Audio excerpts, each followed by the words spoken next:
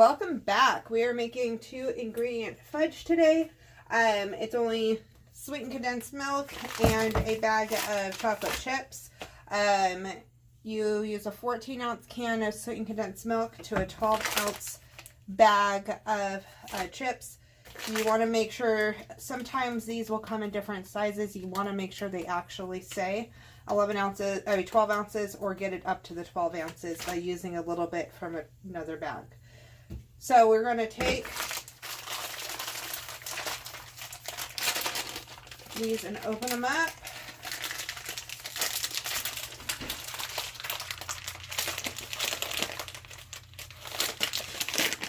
Maybe we'll open them. And we're going to dump those in. This particular batch is, what I have on hand is the semi-sweet morsels. I'm going to do a second batch that is the white chocolate. So it's whatever. You can do butterscotch. Butterscotch is really good. I've added a tiny bit of peppermint essential oil to the chocolate before it, and it was good.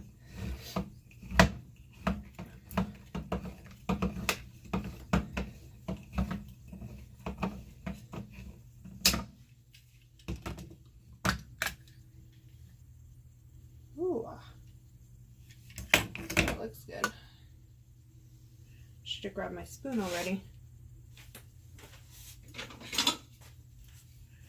Okay, so we're going to scrape that off of there. Add that in. Apparently I'm going to be a messy cook again today. Pour this over.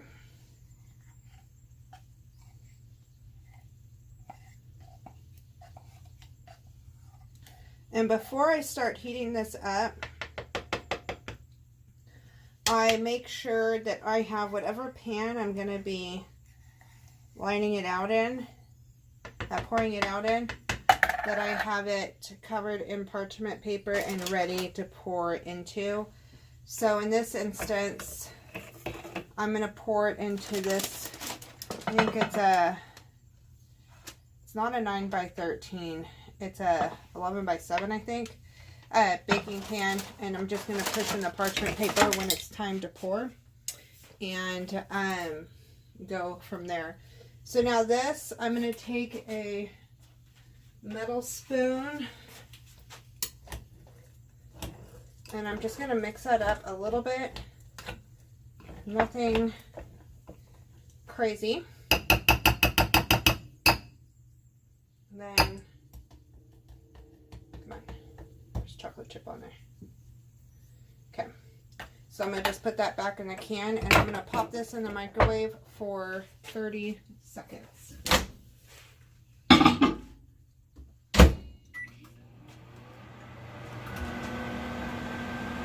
Okay, so after 30 seconds, you're not going to see a whole lot of change, but you do want to go in and you want to mix it anyway.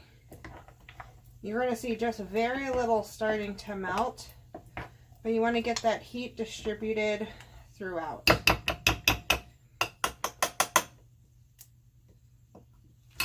think I'm going to grab another spoon this time around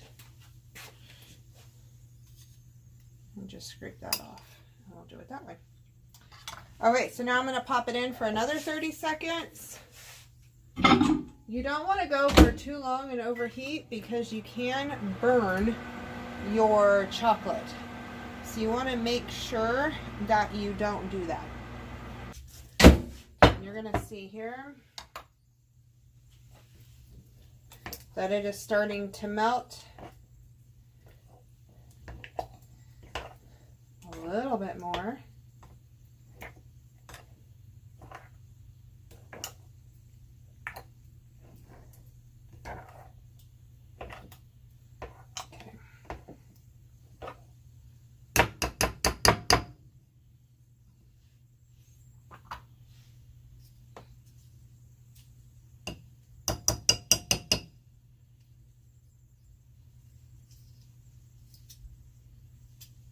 You also want to make sure you don't get moisture, water or anything into this, because what will happen is it will seize the chocolate. So in for another 30 seconds. And we will be right back. Okay, so we're going to go again. Just keep mixing that. You want to get to the point where you don't have any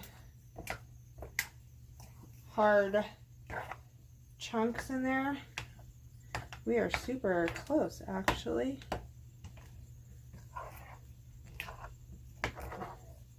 I think I'm going to only do...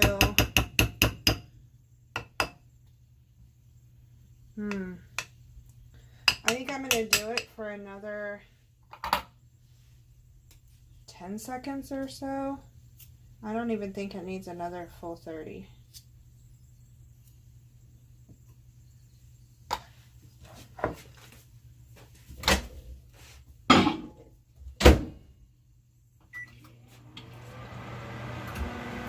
It's getting super close. So you can tell this doesn't take very long. You could mix in marshmallows or candy cane pieces or something like that with this as you are doing it, but you really don't have to. It's really rich and really good by itself. And it's easy to have these ingredients on hand when it's only a couple of things that it takes. Okay. So I'm going to push this down inside. I would not do wax paper because this is warm and you don't want the wax to melt on the food. I have seen people use cling wrap, and I prefer to use parchment. It's so funny, until about a year ago I never used parchment, and now I used parchment for maybe it was a little over a year ago, because I started using it for my bread, and I use it for baking cookies now, and I use it for everything in the kitchen. I wrap my soaps in it. It's a great kitchen tool.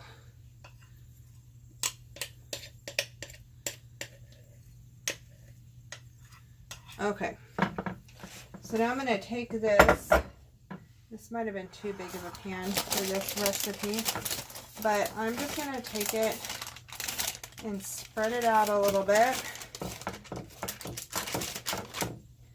That way it's not super thick in one spot. And I don't mind. I prefer thinner pieces of fudge because fudge is super rich to me. And I would prefer to have a thinner bite than a huge thick one. Okay. So now this needs to cool to set, and I'll show you this really fast. What it looks like in the pan, and you just need to let this cool to set, and then you can cut it. So I'm gonna pop it in the fridge for a couple of hours, and then I will take a picture of the shot of it as it's popping out and slicing it. Okay, so our fudge is totally cooled. I'm gonna pop it right out of the pan.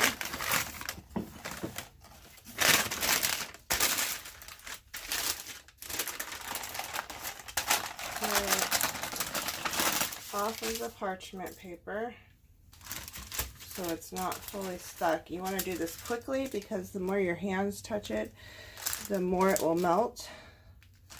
And I'm just going to cut it into strips.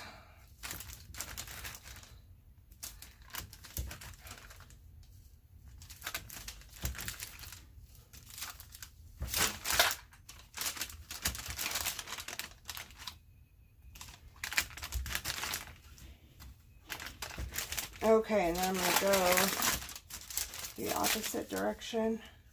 Oh, I'm not going to do all this. Let's pull these strips out. Okay.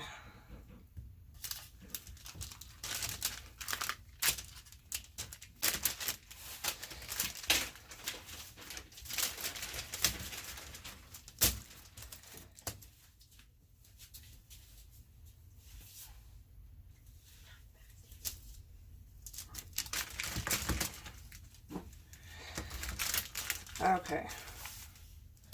So there we go.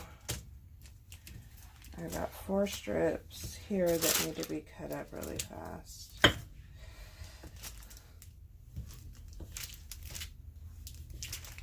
So one batch really makes quite a bit of fudge. All these fun little pieces. I'm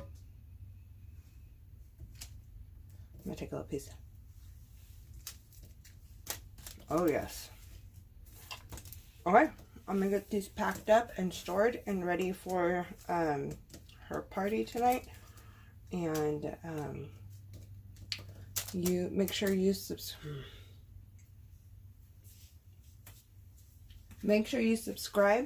hit that notification bell, and let me know if you tried the 2-ingredient fudge.